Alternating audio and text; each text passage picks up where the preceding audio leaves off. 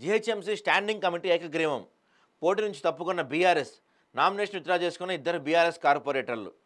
15 స్థానాలకు గాను 15 మంది అభ్యర్థులు. 7 కాంగ్రెస్, 8 మంది ఎంఐఎం అభ్యర్థులు. నేను చాలా రోజుల నుంచి చెప్తున్నాను, ఎంఐఎం కాంగ్రెస్ కలిసిపోయినాయి అంటే అంశాల వారీగా ఇద్దరు ఒకరికొకరు మద్దతు ఇచ్చుకుంటున్నారు, కాంగ్రెస్ అను ఎంఐఎం. జీహెచ్ఎంసీ స్టాండింగ్ కమిటీ ఎన్నిక ఏకగ్రీవమైంది. ఇద్దరు బీఆర్ఎస్ కార్పొరేటర్లు నామినేషన్ ఉపసంహరించుకోవడంతో స్టాండింగ్ కమిటీ ఎన్నిక ఏకగ్రీవమైంది. బలం లేకపోవడంతో స్టాండింగ్ కమిటీ ఎన్నికలకు బీజేపీ, బీఆర్ఎస్ పార్టీలు దూరంగా ఉన్నాయి. జీహెచ్ఎంసీ స్టాండింగ్ కమిటీలో 15 మంది సభ్యులకు గాను 17 నామినేషన్లు దాఖలయ్యాయి. ఎంఐఎం నుంచి 8, కాంగ్రెస్ నుంచి 7, బీఆర్ఎస్ చెందిన ఇద్దరు కార్పొరేటర్లు నామినేషన్ దాఖలు చేశారు. అయితే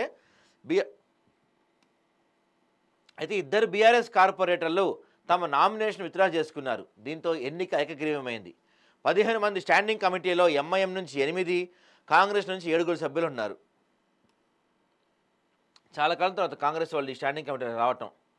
సో గతంలో బీఆర్ఎస్ నుంచి ఇద్దరు కార్పొరేటర్ నామినేషన్ వేయగా అధిష్టానం ఆదేశంతో నామినేషన్లు విత్డ్రా చేసుకున్నారు. గత 10 ఏళ్లుగా స్టాండింగ్ కమిటీ ఎన్నిక ఏకగ్రీవం అవుతూ వస్తున్నాయి. అలాగే గత 10 ఏళ్లలో తొలిసారి కాంగ్రెస్ కార్పొరేటర్లు స్టాండింగ్ కమిటీలో చోటు దక్కించుకున్నారు. జీహెచ్ఎంసీలో మొత్తం 150 మంది కార్పొరేటర్లు ఉంటే అందులో 15 మంది స్టాండింగ్ కమిటీ సభ్యులుగా ప్రతి ఏడాది ఎన్నుకోవడం జరుగుతుంది. జీహెచ్ఎంసీలో పాలనాపరంగా కొత్త ప్రాజెక్టుకు సంబంధించి ఎలాంటి నిర్ణయం తీసుకోవాలనుకున్నా మేయర్, డిప్యూటీ మేయర్ అనంతరం ఈ 15 మంది స్టాండింగ్ కమిటీ సభ్యులు ఎంతో కీలకం. గడిచిన 10 ఏళ్ల వ్యవధిలో ఇప్పటివరకు జీహెచ్ఎంసీ స్టాండింగ్ కమిటీ ఎన్నికలు జరగలేదు. ప్రతిసారి కూడా ఎన్నికలు ఏకగ్రీవం అవుతూనే ఉన్నాయి. ఈసారి కూడా సంఖ్యాబలం లేకపోవడంతో బీఆర్ఎస్ కార్పొరేటర్లు తప్పుకోవడంతో స్టాండింగ్ కమిటీ ఎన్నిక ఏకగ్రీవమైంది. సో ఇక్కడ మనకు క్లియర్గా అర్థమవుతున్న అంశం ఏంటయ్యా అంటే కాంగ్రెస్, ఎంఐఎం దోస్తాన కంటిన్యూ అవుతుంది. అంశాల వారీగా అవసరానికి తగ్గట్టు ఎక్కడ అవసరం కావాలో అక్కడ కాంగ్రెస్, ఎంఐఎంఐ కలిసి పనిచేస్తున్నాయి, కాకపోతే బయటికి చెప్పుకోవట్లేదు.